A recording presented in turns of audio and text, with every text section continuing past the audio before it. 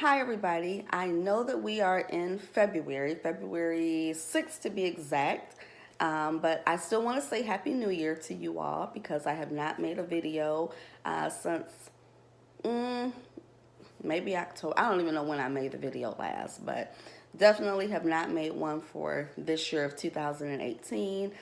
So I hope that all is well. I hope that your reading is going well and you're having fun with that. If you're writing, I hope that your writing is as productive as mine has been. I have a couple of books here. One I've read, one I didn't read, and I'll tell you about the one that I read. Debbie Macumber, I think that's how you pronounce her name.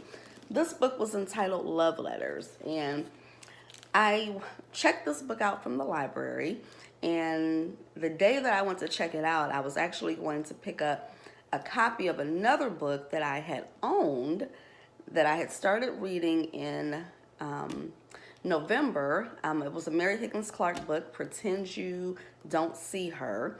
I had started that book and was at the end of it, about 3/4 of the way through it, in December, about a week before Christmas.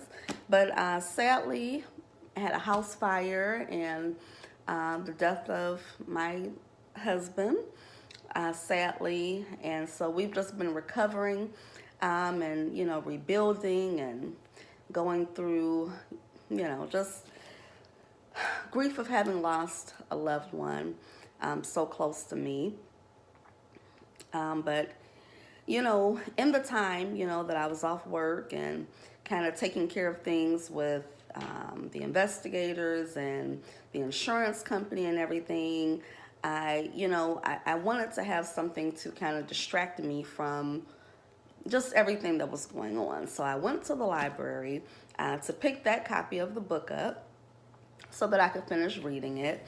And I did. It was good. Mary Higgins Clark is she's a go-to for me when I just want to read a fast-paced book that's going to be entertaining and, not too complicated, just a good book. I can count on her to do that for me. So that's what that book did. I was glad I finished it.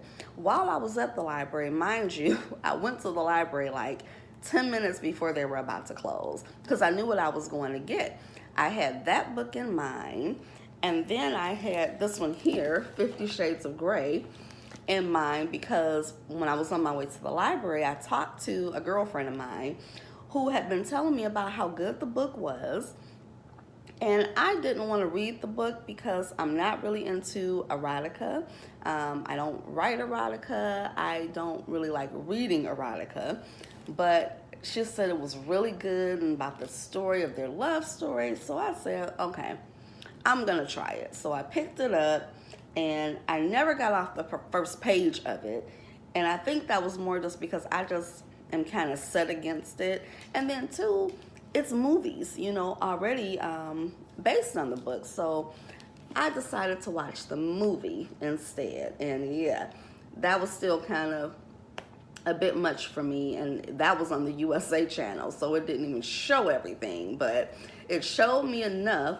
So I'm like, okay, if that was the movie, I can only imagine what's in this book. And just not what, I want to take in with my eyes and my quiet time. So this one's going back to the library today. I'm still interested, though, in seeing the other movies that are coming out. They're kind of intriguing me, not the sex parts of it, but this other story that's, developing with them. So, they really know how to market books or market movies, so to speak. So I'm interested in that. But going back to this book, this is by Debbie Macomber. It's called Love Letters. This is actually a part of a series. This author has a series that's set in Cedar Cove, and it's a bed and breakfast in a small town, and the bed and breakfast owner kind of has her own storyline going on, and then whatever the guests that she currently has at the bed and breakfast, what's going on with them. So in this one, there was a married couple that was dealing with a strain in their marriage. So they came to the bed and breakfast to put their life together. Their name was Maggie and Roy Porter. And they had a very interesting story that had to do with infidelity, emotional affairs, physical affairs, and trying to overcome that and, recommit to your marriage. And then something pretty shocking happens. So I won't ruin it for you, just in case you want to get this book from your library or your local bookstore. And the other storyline in it, a young lady by the name of Ellie. She is going against her mother's wishes and going to meet a guy that she met online. And she's staying at the bed and breakfast in the town where this man happens to live.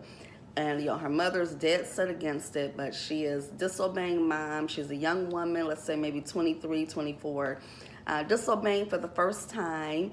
But she meets this man and everything is going so well until it looks like everything that her mother warned her against is coming true.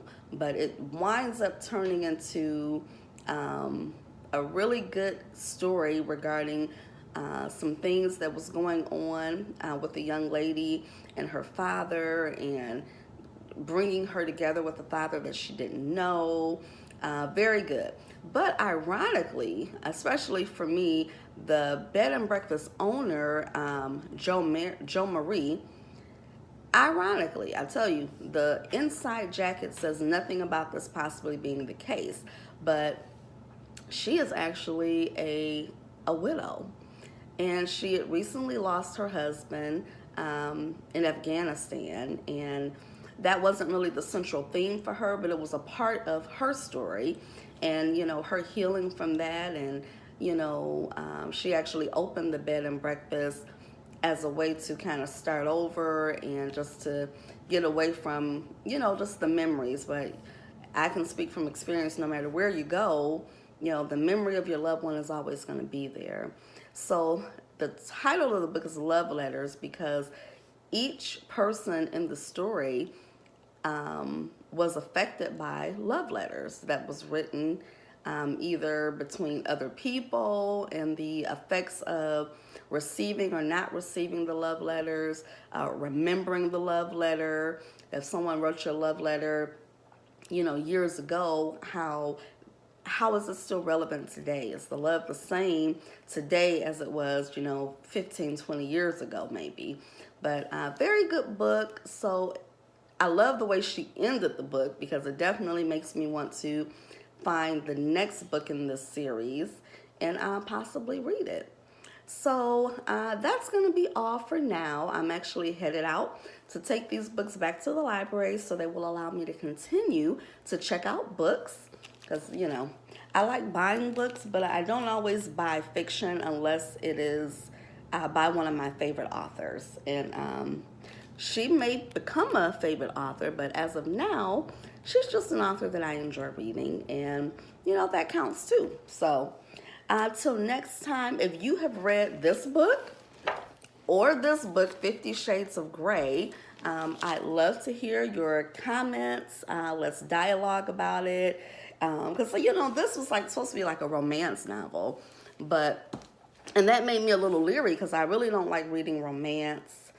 But it wasn't so romantic that I felt like, yeah, right, this isn't going to happen for real. It really has some real good conflicts in this between these couples, and yeah, it was very good. So, it's not a sappy book by any means. So let's talk about it. Rate the video, subscribe to my channel. I plan to be back much more frequently than before, talking about books that I'm reading, some things that I'm writing, and whatnot. So looking forward to a great, prosperous 2018. Thank you, and I'll see you in the next video.